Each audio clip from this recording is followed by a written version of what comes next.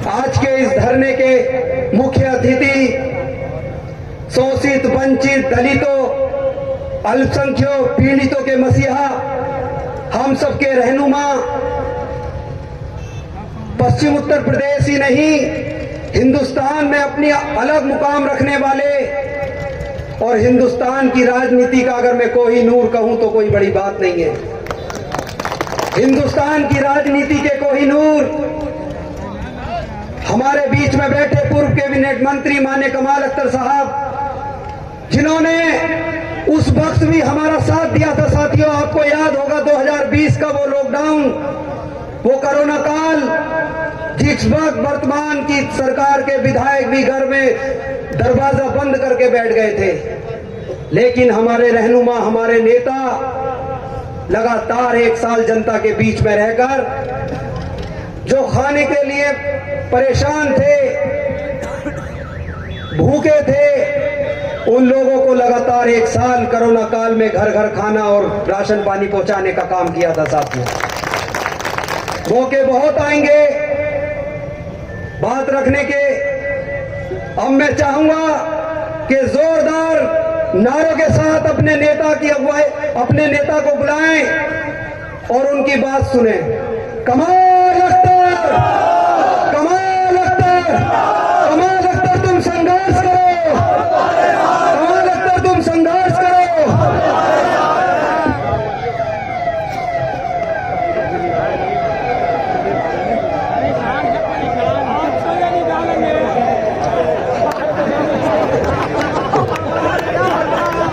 Road जाम है ना, खुलना जरूरी है।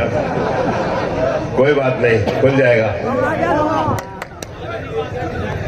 इस धरना प्रदर्शन के अध्यक्ष, समाजवादी पार्टी के पिछड़ा वर्ग के प्रदेश सचिव, बड़े भाई कसाना जी, मंच पर मौजूद बड़े भाई पूर्व विधायक भाई पीतम सिंह जी, शीश राम जी।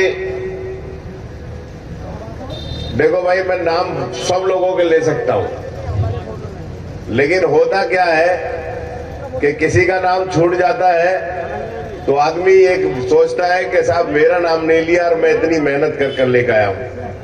नाम मैं ले सकता हूं पवन अग्रवाल जी का, नाम मैं ले सकता हूं अंसार प्रधान जी का, नाम मैं ले सकता हूं अपने मदारीपुर के लोगों का, नाम ले सकता हूं पिपलौती के लोगों का, मटीपुरे के लोगों का, ईसखेड़े के लोगों का, आपके भीगतपुर के लोगों का, गंगवार के लोगों का, बांसके के लोगों का, बुरावली के लोगों का, सुतावली के लोगों का, मदारीपुर के लोगों का, शहबाजपुर डोर का, कुदैना का, कुदैनी का, चक का, कटफेरी का, हसनपुर का, उजारी का, ढक्के का, नगली का, कालाखेड़े का, अहमदपुर का, नए गांव का, मछरई का, नवाबपुरा का, सोहरका का, जुरेली का, अलीपुर खादर का, अलीपुर, बहुत सब लोगों का नाम ले सकता हूं। मैंने गांव का नाम इसलिए ले दिया क्योंकि कई जगह से बहुत सारे लोग आए हैं।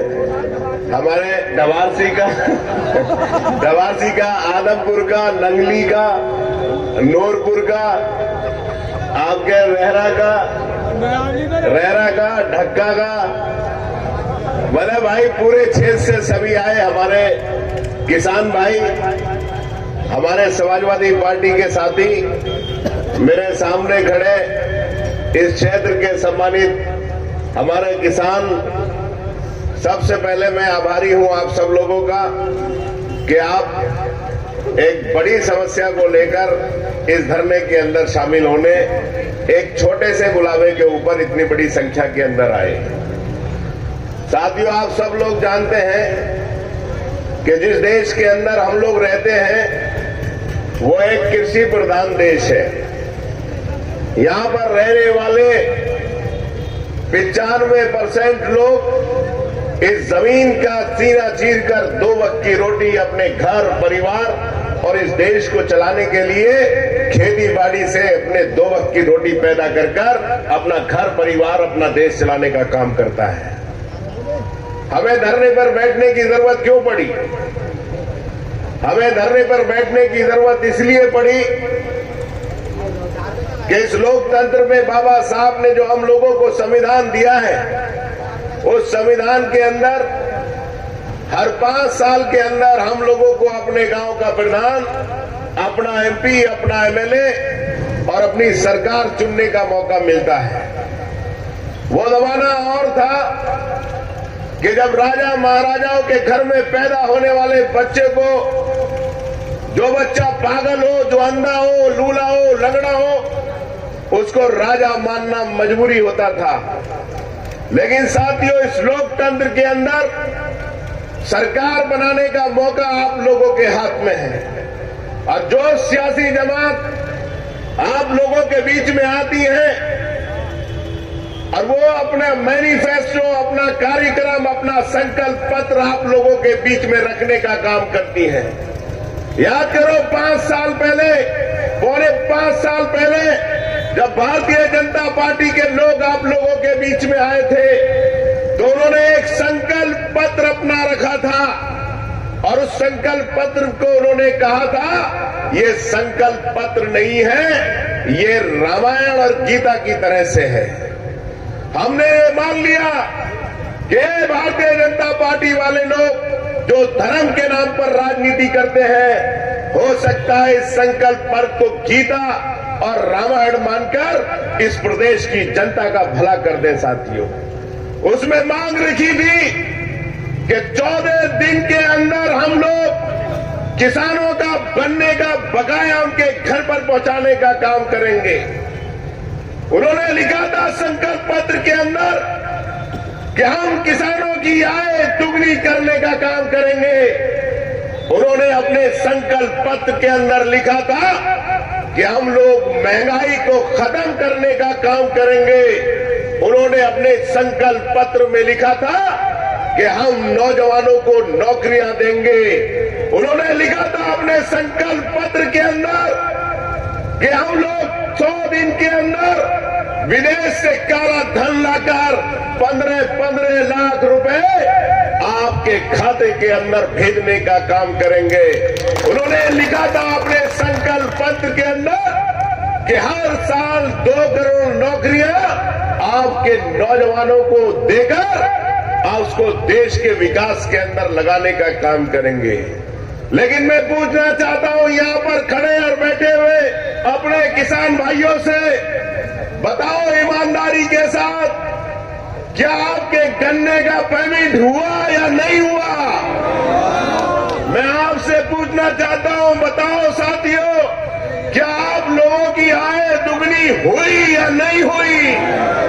मैं आपसे पूछना चाहता हूं, बताओ, क्या 100 दिन के अंदर काला धन लाकर योगी जी और मोदी जी ने 15 लाख रुपए तुम्हारे खाते में आए या नहीं आए? मैं आपसे पूछना चाहता हूं, बताओ, 2 करोड़ नौकरियां छोड़ दो, अगर तुम्हारे गांव में किसी एक नौजवान को नौकरी मिली, क्या नौकरी मिली या नहीं मिली? मैं साथियों आपसे यही पूछना चाहता हूं। पूछो इन बीजेपी वालों से जिन्होंने कहा था कि ये गीता और रामायण है, इनसे बड़ा कोई झूठा नहीं है। यही चीनी मिल 35 करोड़ रुपया बकाया है अभी तक, 35 करोड़ रुपया।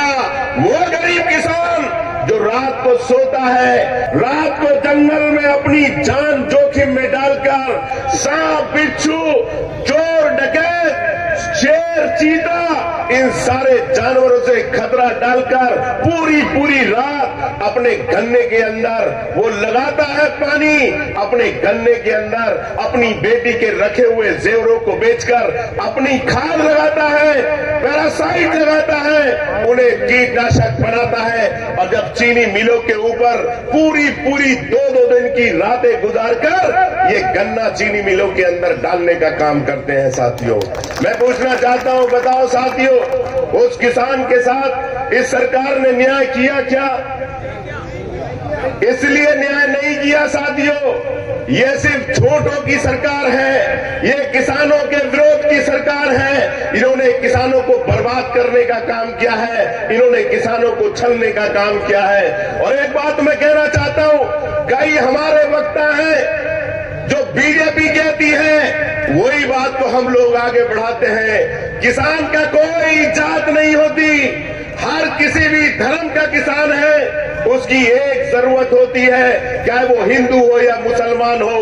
बताओ, मैं पूछना चाहता हूं आप लोगों से, क्या किसी गन्ने के किसान की खेती क्या दूसरे महीने में होती है? किसी हिंदू की भी उसी महीने के अंदर होती है, और मुसलमान और सिख और ईसाई की भी उसी महीने के अंदर होती है। बताओ साथियों, मैं पूछना चाहता हूं, क्या गेहूं की खेती का टाइम हमारा या तुम्हारा अलग है? क्या कटाई का टाइम हमारा या तुम्हारा अलग है? क्या बुआई का टाइम हमारा या तुम्हारा अलग है? बताओ बीजेपी वाले कि क्या बाजरे का, क्या धान का, क्या गेहूं का टाइम हम हिंदू या मुसलमानों का अलग अलग है? मैं बताना चाहता हूं, चाहे गेहूं है, चाहे खाद है या बीज है, चाहे सिख के खेत में उगता है, चाहे जाट के खेत में उगता है, चाहे गुजर के खेत में उगता है, चाहे खड़कवंशी के खेत में उगता है, चाहे जाटव के खेत में उगता है, सबका टाइम एक है। और जब बर्बादी आती है, जब सरकार लूटती है, तो सब किसानों को लूटती है, अकेले मुसलमान या हिंदू को नहीं लूटती है। साथियों, मैं आपसे कहना चाहता हूं, बताओ साथियों, आप लोग, ये भारतीय जनता पार्टी के लोगों ने क्या कहा था?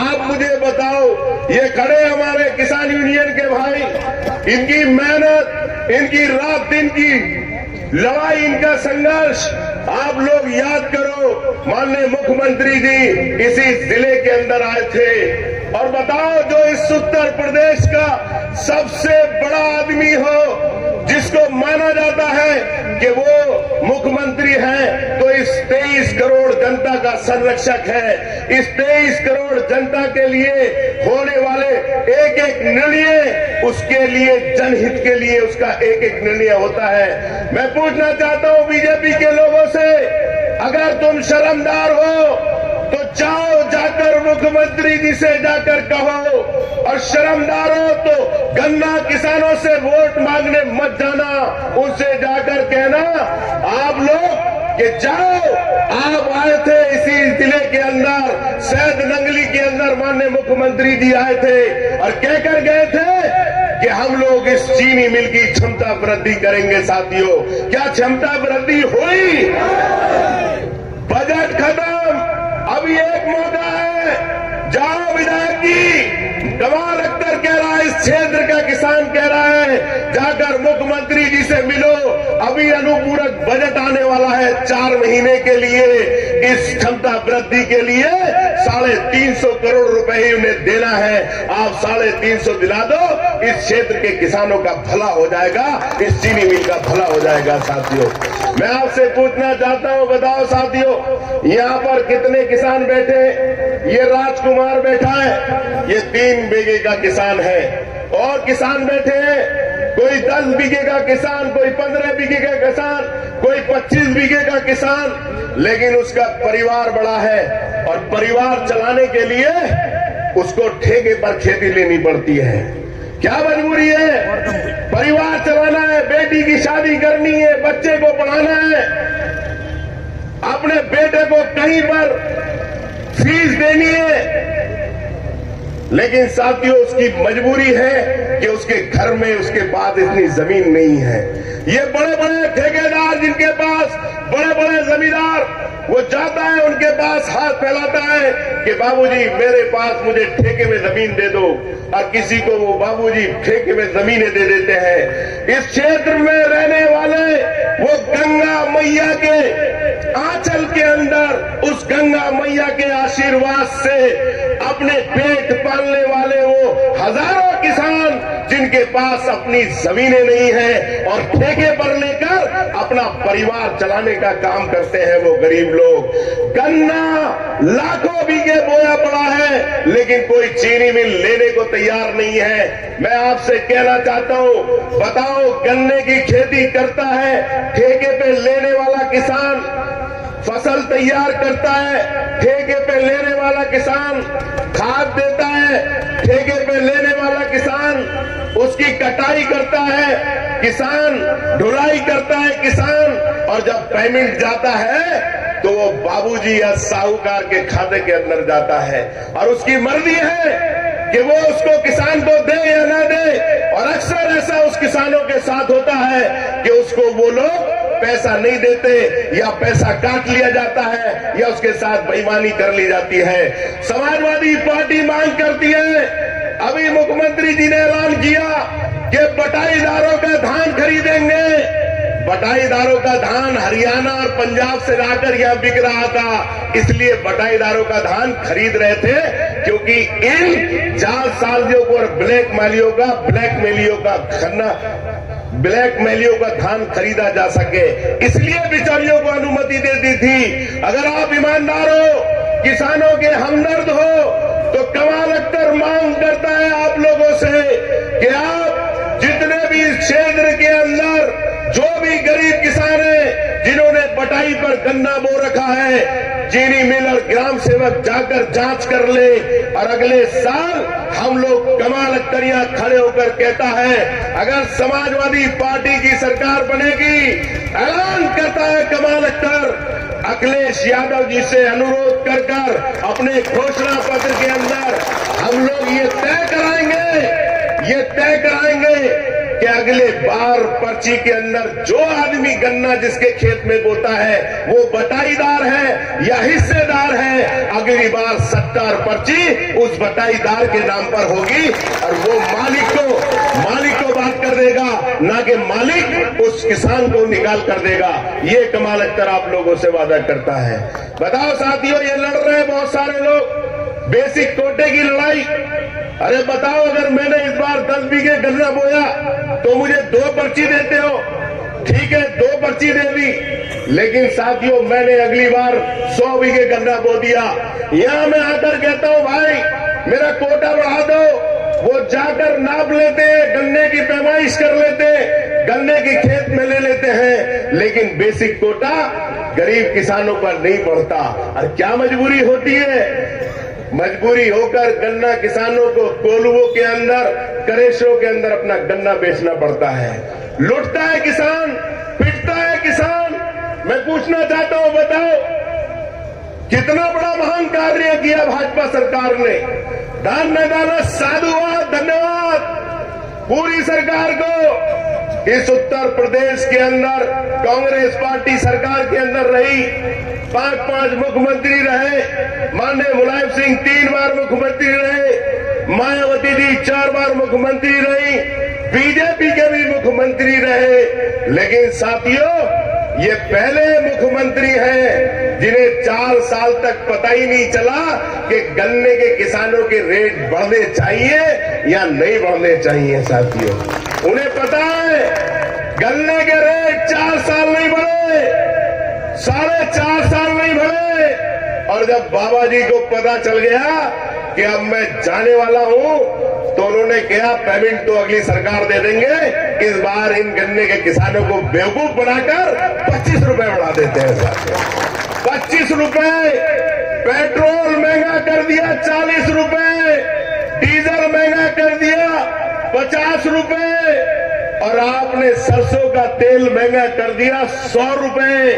आपने महंगा कर दिया ट्रांसपोर्ट, ये जो गन्ना लेकर ट्रैक्टर आता है ये 100 रुपए लीटर का डीजल खाता है। माननीय मुख्यमंत्री जी, ये जो लेकर आते हैं किसान, जो सिंचाई करते हैं, जो बिजली आपने महंगी कर दी 60%, और साथियों अब चोर डकैतों की जरूरत नहीं है, ये खुद ही कहते हैं मुख्यमंत्री जी कि सारे चोर डकैत हम लोगों ने खत्म कर दिए, लेकिन अखबार उठा लो, हर रोज पता नहीं मैंने कौन लोग चोरी चपारी कर रहे हैं। रोजाना 4-4, 5-5 लोग चोरी चपारी करने आ जाते हैं, रोजाना 5-5 खबरें हैं। आपको चोरी डकैतों को देखने की जरूरत नहीं है। एक जमाना था जब छोटा बच्चा होता था, हर माँ अपने बच्चे के साथ टीवी देखती होती थी और बच्चा परेशान करता था उसे, तो माँ कहती थी बेटे घोड़ों के ऊपर जब पिक्चर में डकैत आते थे, माँ कहती थी बेटे देख डाकू आ रहे हैं, सो जा। तो अब उन डाकुओं को दिखाने की जरूरत नहीं है, माँ चुपचाप कह देती है कि बेटे बिजली वाले आ गए, सो जा, बिजली वाले आ गए, सो जा। आज हालत ये है, चोर डकैती का काम पूरे बिजली वाले को दे दिया, और किसानों पे कितनी मेहरबानी मनमानी करी, सामान्य ट्यूबवेल का कोटा खत्म, और तुम्हारे ट्यूबवेल पे भी अब मीटर लगेगा। चौधरी साहब ज्यादा मत चलाना, अगर ज्यादा चलाओगे तो समाजवादी की 11,000 रुपए साल नहीं दोगे, 18 तो अब दे रहे हो, और ज्यादा चला लिया तो हो सकता है 36,000 साल बिजली की वसूलेंगे आप लोगों से। मैं आपसे पूछना चाहता हूं, बताओ, ईमानदारी से बताओ, 5 साल समाजवादी पार्टी की सरकार के अंदर कोई एक गरीब किसान लाकर दे दो, कोई एक गरीब किसान जिसका कनेक्शन समाजवादी पार्टी की सरकार के अंदर बकाया के ऊपर बिजली विभाग के लोगों ने काटा हो, लाओ, कमाल अख्तर यहीं से चला जाएगा। ये पहली सरकार है कि 36 करोड़ किसानों के रखी बैठी है, और गरीब किसान पे अगर 10,000 रुपए भी हो गया तो उसका कनेक्शन काट दिया और एक लूट का केंद्र खोल दिया, और वो लूट का केंद्र का नाम है बिजली का थाना हसनपुर, वो बिजली का थाना अमरोहा। पहले तो आते थे बिजली वाले, अब दरोगा जी आते, बोले चुपचाप बिजली का कनेक्शन पैसे जमा कर देना चौधरी साहब, अगली बार नहीं तो अंदर जाना पड़ेगा। ये हालत है साथियों। मैं आपसे पूछना चाहता हूं, बताओ, महंगाई बढ़ गई, खाने के दाम बढ़ गए, सब्जी के दाम बढ़ गए, दाल के दाम बढ़ गए, तेल के दाम बढ़ गए, घी के दाम बढ़ गए, तो क्यों आपने 25 रुपए की वो करी, क्यों आपने 25 रुपए की बढ़ोतरी करी? गरीब किसान, उसकी बुआई बढ़ गई, उसकी जुताई बढ़ गई, उसकी ढुलाई बढ़ गई, उसकी दुनिया भर की चीजें, मजदूरी बढ़ गई। तो समाजवादी पार्टी ये मांग करती है कि अगर आप किसानों के हितैषी हो, अगर आप किसानों के हमदर्द हो, तो आप लोगों को कम से कम 450 रुपए कुंटल गरीब गन्ना किसानों का आपको मूल्य करना चाहिए। साथियों, मैं आपसे कहना चाहता हूं, साथियों, चुनाव आ गए, नया मंत्र आ गया, नया मंत्र आ गया। पहले तो हमारे किसानों को सम्मान निधि दी, जब वोट का टाइम खत्म हो गया तो वो सम्मान निधि की जांच हो गई, और सम्मान निधि फिर तय हुआ कि विधायक जी से जाकर तहसीलदार ने जिन जिन पे निशान लगवा लिए वो तो किसान हो गए, बाकी अगर 100 बीघे वाला भी विधायक जी के खिलाफ कोई किसान है, वो किसान की लिस्ट से ही गायब हो गया। और अभी एक और नया ढकोसला आपके लिए आया है, फ्री राशन। 3 महीने में पूरी उत्तर प्रदेश की जनता करोड़पति हो जाएगी। एक एक गरीब 5-5 किलो राशन के अंदर अरबपति हो जाएगा। और जैसे ही चुनाव मार्च में खत्म होंगे, सारे गरीब अपनी जगह पर आ जाएंगे, फिर आपको कोई राशन नहीं मिलेगा, फिर आपसे वसूल किया जाएगा। तेल के दाम 120 रुपए कर दिए जाएंगे, पेट्रोल के दाम 130 रुपए कर दिए जाएंगे, यानी कि कान यूं नहीं पकड़कर यूं पकड़ लिया जाएगा। अरे साथियों, इस देश का कितना बड़ा दुर्भाग्य है। ये दुर्भाग्य इतना बड़ा है कि इस देश में पिछले 15 साल से भावनाओं की राजनीति हो रही है। हम लोग भावना में बह रहे हैं। बताओ साथियों, मैं पूछना चाहता हूं, यहां पर खड़ा हुआ कोई भी किसी भी जात, बिरादरी, धर्म का, मजहब का कोई आदमी है, अगर किसी के रंग का, खून का रंग पीला हो तो मेरे पास आ जाए। जब उस भगवान ने फर्क नहीं करा हमारे खून के अंदर, जब उस अल्लाह ने फर्क नहीं करा, तो तुम क्यों भावनाओं में बह जाते हो? बताओ साथियों, अगर किसी हिंदू या मुसलमान का बच्चा दूसरी तरह से पैदा होता हो, तो आकर कोई मुझे बता दे कि दूसरी तरीके से बच्चे का पैदा होने का तरीका बदल गया। जब भगवान ने पैदा होने का तरीका एक रखा है, तो तुम क्यों भावनाओं में बहते हो? मैं पूछना चाहता हूं साथियों, आप मुझे बताओ, क्या कोई ऐसा मरीज है जिसको हार्ट का दौरा पड़े, कोई मुसलमान है ऐसा, और वो कहे कि मैं मर जाऊंगा लेकिन भारत वीर को नहीं दिखाऊंगा? क्या कोई आदमी है ऐसा इसे हार्ट का दौरा पड़े, कोई हिंदू भाई है ऐसा जो कहे मैं मर जाऊंगा लेकिन डॉक्टर खलीलुल्लाह को नहीं दिखाऊंगा, इसलिए कि हमारे क्षेत्र के अंदर भारत वीर सबसे बड़े हार्ट के डॉक्टर हैं। हिंदुओं, मुसलमान, सिख, ईसाई, खागी, गुर्जर, सैनी, प्रजापत, कश्यप, धीवर, मल्ला, वाल्मीकि, किसी भी जात का आदमी है, अगर उसे हार्ट का दौरा पड़ता है तो पूरा घर लेकर डॉक्टर भारत वीर के पास भेजता है। और जब किसी बड़े आदमी को दौरा पड़ता है, रामविलास पासवान, उनसे कहा कि आप अपना ऑपरेशन करा लो, उन्होंने कहा कि खलीलुल्लाह इस देश का सबसे बड़ा सर्जन है, मैं उससे अपना ऑपरेशन कराऊंगा। तो जब हम डॉक्टर में नहीं फर्क करते साथियों, तो नेताओं में क्यों फर्क करते हैं हम लोग साथियों? मैं इसलिए आप लोगों से कहना चाहता हूं साथियों, बताओ क्या अगर पैदा होने का अधिकार आदमी के हाथ में होता तो साथियों ये नेता ईमानदारी से अगले दिन बदल जाया करते। ये तो पैदा करने का अधिकार भगवान के हाथ में, अगर पैदा करने का अधिकार मेरे पास होता तो सबसे पहले खड़गवंशी हो जाता, मैं हो जाता नहीं, जहां जिसकी ज्यादा वोट हुआ करते वही हो जाया करता। या कहीं ज्यादा पतला अमरोहा में कोई हमारा सैनी भाई जैसे चुनाव लड़ता, उसका चुनाव अगर उसके हाथ में पैदा होने का या धर्म बदलने का वो होता तो फटाक से मुसलमान हो जाया करता, क्योंकि 2,30,000 वोट वहां पर है। मैं कहना यह चाहता हूं साथियों, मेरा कहने का मकसद यह है कि आज लड़ाई हिंदू और मुसलमान की नहीं, आज लड़ाई सिख और ईसाई की नहीं, आज लड़ाई इन गरीब किसानों की है जो 1 साल तक उस बॉर्डर के ऊपर पड़े रहे।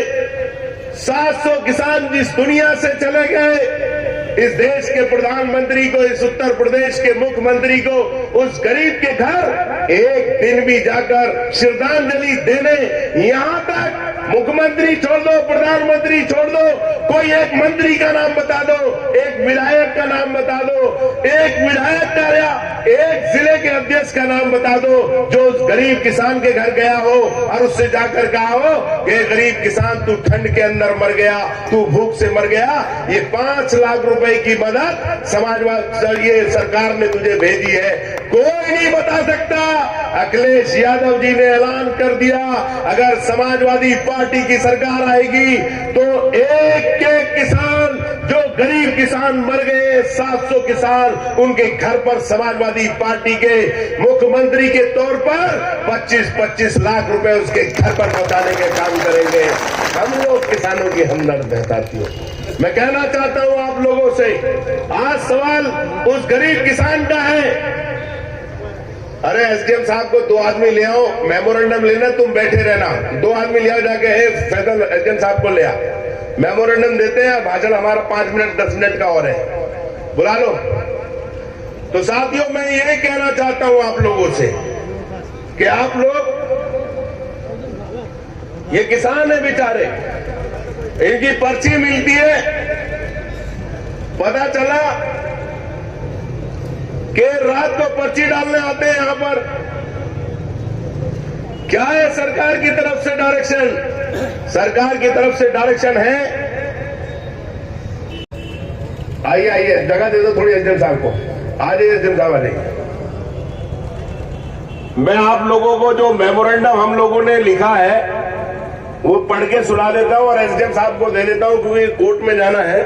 इसमें हमारी मांग ये है कि जो हमारा 36 करोड़ रुपए का बकाया है, वो हमारा बकाया 14 दिन में कहा था, 15 दिन में दे दो। बैठ जाओ यार, बैठ जाओ, बैठ जाओ, बैठ जाओ, बैठ जाओ, बैठ जाओ, बैठो, बैठो, बैठो, सब बैठो, सब बैठो, सब बैठो, बैठ जाओ, बैठ जाओ, बैठ जाओ, बैठ जाओ, फोटो आ जाएगा, आ जाएगा। और हमारा अनुरोध है कि जो घटतोली हो रही है चीनी मिल के अंदर, कई बाबू तो ऐसे जुगाड़ लगा के सेंटरों पे जाके खड़े हो रहे हैं कि भाई कैसे भी विधायक जी वो वाला सेंटर दिला दो। क्यों घटतोली कर रहे हैं? घटतोली तुरंत रोकी जाए। किसान रात रात भर यहाँ रहते हैं, इनके लिए रैन बसेरा, सोने का, अलाव का इंतजाम किया जाए। और माननीय मुख्यमंत्री जी यहाँ पर घोषणा कर गए थे, आप अपनी तरफ से जिलाधिकारी महोदय से रिमाइंडर दे दें कि हो सकता है इस अनुपूरक बजट में इसकी क्षमता वृद्धि का वो मिल जाए। चौथी हमारी मांग है कि किसानों के जो बॉन्ड है वो एक सप्ताह में भरवाए जाए। पता चला वो उसमें भरवा जाते हैं जब बिल्कुल कई महीने बीत जाते हैं। और ठेके या बटाई पर खेती करने वाले किसानों को भी सट्टा भरवाया जाए और उनके नामों की पर्ची जारी की जाए। ये 6 मांग हम लोगों ने दी है और महामहिम राज्यपाल जी के महोदय के नाम ये मेमोरेंडम हम लोगों ने दिया है। हम एसडीएम साहब से अनुरोध करेंगे हमारा मेमोरेंडम आपके माध्यम तक वहां तक पहुंच जाए।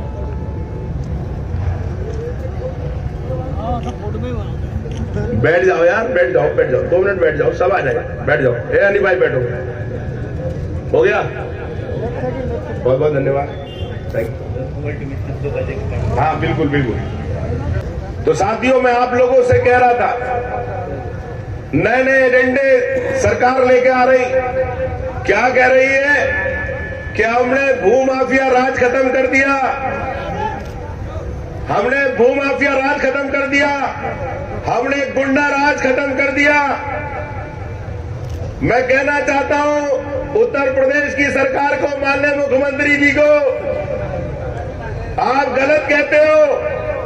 मैं ज्यादा दूर नहीं लेकर जा रहा, यहां पर बैठे हुए एक एक आदमी से कहना चाहता हूं कि वो जो कहते हैं कि समाजवादी लाल टोपी वाले गुंडे हैं, अगर हम गुंडे हैं तो बताओ, हम लोग खड़े होकर कहते हैं आप लोगों से, आओ आकर देखो ये चीनी मिल के सामने वो गरीब लोगों के मकान हैं, वो गरीब लोगों के दीवारें किवाड़ हैं, वो गरीब लोगों के मकान हैं। यही भाजपा के लोगों ने पीडब्ल्यूडी के जमीन का बैरामा कराकर दीवार लगा दी। माननीय मुख्यमंत्री, हम हाथ जोड़कर प्रार्थना करते हैं, इन गरीबों को न्याय दिलवा दो, इनकी दीवार हटवा दो, इनका रास्ता दिलवा दो। ये है माफिया राज खत्म। अरे हो सकता है कि अगली बार तुमने सरकार बना दी चौधरी साहब, तो ये चीनी मिल भी किसी के नाम पे आगे की जमीन होगी, इसे भी नाम करा लेंगे ये लोग। ये साथियों बताओ, कौन नहीं जानता कि पीडब्ल्यूडी से लेकर इस बीज गोले से लेकर 60 फीट इधर और 60 फीट उधर पीडब्ल्यूडी का क्षेत्र होता है। और ये सड़क जो थी, ये 3 मीटर की सड़क थी, आज आप देखो 12 मीटर की सड़क है। कल हो सकता है कि डबल रोड हो, वो इसलिए पीडब्ल्यूडी करती है, लेकिन भारतीय जनता पार्टी के लोगों ने, यहाँ के नेताओं ने हजारों लोगों की, गरीबों की जमीनें कब्जा करने का काम किया। और जिसका सबूत है, ये चीनी मिल के गरीब लोगों के सामने दीवार खड़ी करी है। और लोग कहते हैं कि माफिया राज खत्म, भूमाफिया राज खत्म। हम कहते हैं अगर सबसे बड़ा गुंडा राज कहीं पर है तो इस उत्तर प्रदेश के अंदर है। साथियों मैं आपसे पूछना चाहता हूं, बताओ साथियों क्या हालत है, पुलिस की हालत क्या है? पुलिस का आलम यह है कि कौन गरीब आदमी कब जेल चला जाए पता नहीं, कोई सुनवाई नहीं, कहीं पर कोई वो नहीं, पूरे बाग साफ, पूरे खनन साफ। ये काम भारतीय जनता पार्टी कर रही है। साथियों मैं आपसे कहना आया हूं, साथियों आपसे बताना चाहता हूं कि आज जो 2022 का चुनाव है, ये चुनाव इस बात का फैसला करेगा कि आपके बच्चों को नौकरियां मिलेंगी या नहीं मिलेंगी। ये चुनाव इस बात का चुनाव है कि गरीब किसानों के गन्ने का रेट बढ़ेगा नहीं मिलेगा। ये इस बात का चुनाव है कि आपके यहाँ पर जो गरीब गन्ना किसान हैं, इनके सट्टे, जो प्राइवेट के किसान हैं, ठेके के किसान हैं, उनके सट्टे मिलेंगे या नहीं मिलेंगे। ये सवाल इस बात का है कि डीजल पेट्रोल की कीमत घटेगी या नहीं घटेगी। ये सवाल इस बात का है कि आप लोगों के बच्चों के लिए अच्छी पढ़ाई का इंतजाम होगा या नहीं होगा। और हो सकता है साथियों, अभी देखो मुख्यमंत्री जी क्या कह रहे हैं कि कोरोना काल में उन्होंने लोगों की बहुत मदद करी। मैं आपसे पूछना चाहता हूं साथियों, अभी विधायक जी और यहाँ के डीएम साहब 2 अस्पतालों के अंदर ऑक्सीजन प्लांट का उद्घाटन करके आए, ऑक्सीजन प्लांट का उद्घाटन कर आए और बड़े शान से कहते हैं आपकी उपलब्धि कहां है? उन्होंने क्या, हमने ऑक्सीजन प्लांट लगाया। अरे मैं आपसे पूछना चाहता हूं, अगर इस क्षेत्र के अकेले हसनपुर की आबादी 1 लाख, गांवों की आबादी लगा लो तो कम से कम इस क्षेत्र की आबादी कम से कम 14 या 15 लाख आबादी इस क्षेत्र की हो सकती है साथियों। लेकिन चले जाओ हसनपुर के अंदर, जहां पर 20 डॉक्टर होने चाहिए, वहां 1 डॉक्टर है। कुत्ता काटेगा तो इंजेक्शन नहीं, बंदर काटेगा तो इंजेक्शन नहीं, सांप काटेगा तो इंजेक्शन नहीं, पेट में दर्द होगा तो जांच नहीं, सिर में दर्द होगा तो जांच नहीं, बच्चा पैदा होने होगा तो डॉक्टर नहीं, नर्स नहीं, हार्ट का कोई इक्विपमेंट नहीं, बलगम की जांच नहीं, खून की जांच नहीं, कुछ नहीं है अस्पताल में। सिर्फ क्या है अस्पताल के अंदर कि तू मेरा सिर फोड़, मैं तेरा सिर फोड़ूं, और मेडिकल कराने चल रहे हैं 307 के 50,000 और 323 के 10,000 रुपए, सिर्फ इस नाम के लिए सरकारी अस्पताल है साथियों। मुझे हजारों लोग मर गए। अरे अकेले ऑक्सीजन से कोई कोरोना का मरीज बचने वाला नहीं है। ये तो भगवान की दी हुई इतनी बड़ी ऑक्सीजन है, जहां मुंह खोल के खड़े हो जाओ, भगवान का सिलेंडर शुरू और ऑक्सीजन अंदर। लेकिन आज जरूरत है अस्पताल के अंदर एक हार्ट के अच्छे डॉक्टर की, एक लंग्स के अच्छे डॉक्टर की, एक फिजिशियन की जरूरत है। आज जरूरत है उस मां जो एरिया रगड़ रगड़ कर हजारों हमारी बहनें मर गई, हजारों दुनिया छोड़कर चली गई, उनके पास बड़े अस्पतालों में बच्चा पैदा करने के लिए पैसे नहीं थे, 40-40 हजार रुपए नहीं थे, लेकिन इन अस्पतालों में अपनी बेटियों को लेकर गए, कोई अपनी बहन को लेकर गया, कोई अपनी बच्ची को लेकर गया, हजारों बहनें मर गई, लेकिन अस्पताल में इस सरकार ने कोई इंतजाम आपकी बच्चियों को पैदा करने का काम नहीं किया, आपके बच्चों के लिए कोई इंतजाम नहीं किया, आपकी जांच का कोई इंतजाम नहीं किया इस सरकार ने। ये कहते हैं कि हिंदुस्तान में ईमानदार और दमदार सरकार।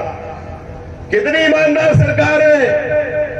सारी ईमानदारी कलेक्ट्रेट, सारी ईमानदारी तहसील एसडीएम के अंदर। और साथियों देखो कितनी चालाक है, ये तो बेचारे किसान यूनियन वाले जो थोड़ा बहुत करते रहते हैं। ये वो सरकार है जो कहती मारेंगे भी और रोने भी नहीं देंगे, यानी कि गन्ने के रेट भी नहीं बढ़ाएंगे, खाद के कट्टे में 5 किलो कम कर देंगे, खाद मिलने नहीं देंगे, और धरना भी किसान संघ देगा, कोई दूसरा नहीं दे सकता।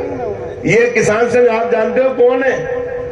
ये बीजेपी की नाजायज औलाद है, उन्हीं का वो है एक संगठन, इनका ही एक संगठन है किसान संघ। और वो बुरा मत मानना, मैं मीडिया के साथियों से भी कह रहा हूं भाई, अगर ये बैठे हुए यहाँ 50-10 हजार लोगों का जो धरना है, कल को अखबार में मीडिया में हो सकता है इतना सा लगे, इतना सा, लेकिन अगर किसान संघ वाले 5 आदमियों ने बैनर उठा दिए तो अखबार वाले लिखेंगे कि किसानों ने कर दी क्रांति, 25 रुपए रेट बढ़ गए।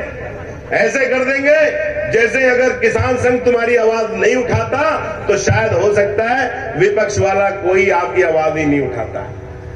अरे लोकतंत्र में बाबा साहब ने आपका विरोध करने का अधिकार संविधान ने हमें दिया। बाबा साहब के संविधान ने आपकी जन विरोधी नीतियों के खिलाफ काम करने का अधिकार हम लोगों को दिया।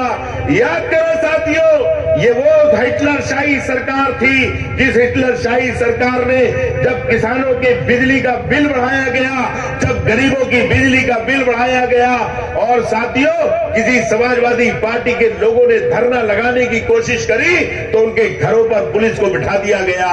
उनके घरों के ऊपर रात में जाकर एक एक कार्यकर्ता के घर पर पुलिस ऐसे दबिश मारती थी जैसे वो कोई समाजवादी पार्टी का कार्यकर्ता या नेता नहीं, जैसे कहीं का छुटा हुआ डकैत या चोर हो साथियों। ये काम करने का काम किया। और ये नहीं चाहते। और अखबार वाले साथियों से कहना चाहूंगा, समाजवादी पार्टी कोई अखबारों की राजनीति नहीं करती है। समाजवादी पार्टी गरीबों की, मजलूमों की, हर जात बिरादरी को लेकर करने की राजनीति करती है। समाजवादी पार्टी किसानों की लड़ाई लड़ती है, समाजवादी नौजवानों की लड़ाई लड़ती है, व्यापारियों की लड़ाई लड़ती है। पूछो साथियों, बताओ, जब बिजली के रेट बढ़े तो कौन पार्टी थी जो तुम्हारा लड़ाई लड़ रही थी? अगर कोई लड़ रही थी तो समाजवादी पार्टी लड़ रही थी। जब गन्ने की लड़ाई थी तो समाजवादी पार्टी लड़ रही थी। जब कोरोना की लड़ाई थी तो समाजवादी पार्टी लड़ रही थी। जब अच्छी स्वास्थ्य सुविधा की लड़ाई थी तो समाजवादी पार्टी लड़ रही थी। और जब चकबंदी में भ्रष्टाचार था और चकबंदी के अधिकारी बेलगाम थे तो समाजवादी पार्टी लड़ रही थी। और जब बीजेपी के नेता लूट रहे थे तो समाजवादी पार्टी लड़ रही थी। इसलिए कमाल अख्तर आपसे कहकर जाता है, आपसे कहता है साथियों, चले जाओ गांव गांव, चले जाओ चौपाल चौपाल और जाकर बताओ ये Bharatiya Janata party 5 kilo ration देकर आपके बच्चों की नौकरियां छीनना चाहती है। ये 5 किलो 10 किलो राशन देकर आप लोगों को छोटे छोटे लालच दिखाकर आप लोगों की गरीबी का मजाक बनाकर ये आपके वोट को लूटने का प्रयास करना चाहती है। आप सचेत कर दो लोगों को और कहो ये सवाल हिंदू मुसलमान सिख ईसाई का नहीं है, ये सवाल गरीब किसानों का है, गन्ना किसानों का है, उन माओ और बहनों का है जिन्हें अस्पतालों के अंदर अच्छे इलाज की जरूरत थी और बिना इलाज के दुनिया छोड़कर गरीब चले गए। ये सवाल आपके छोटे छोटे मासूम बच्चों का है जिनमें पढ़ाई की जरूरत है, उनकी पढ़ाई का इंतजाम है। आपके उन लोगों के लिए जरूरत है जो आपके बच्चे को नौकरियां दे सके। और इसलिए मैं आपसे कहकर जाना चाहता हूं, ये भारतीय जनता पार्टी आपको भावनाओं में भड़काकर मूल्य की राजनीति से अलग करने का काम करती है। हम लोगों को मूल्यों की राजनीति करनी है और सिद्धांतों की राजनीति करनी है। और एक एक आदमी शपथ लेकर आप लोगों से कहकर जाता हूं कि एक एक शपथ लेकर जाओ कि अखिलेश यादव और जयंत चौधरी की जोड़ी को उत्तर प्रदेश का नेतृत्व हम लोगों को सौंपना है। और इस उत्तर प्रदेश से भारतीय जनता पार्टी की सरकार को उखाड़कर गरीब किसान और मजदूरों की सरकार बनानी है। 3 नारों के साथ कि यहाँ पर बैठे हुए भारतीय जनता पार्टी के नेताओं को और यहाँ पर बैठे हुए उन अधिकारियों को जो किसानों का शोषण करते हैं, उन लोगों को पता चल जाए कि इस क्षेत्र का गरीब किसान नौजवान जाग चुका है। और आप सबका एक बार धन्यवाद करते हुए आप इतनी बड़ी तादाद में आए, एक बुलावे के ऊपर आए, 3 नारों के साथ समाजवादी पार्टी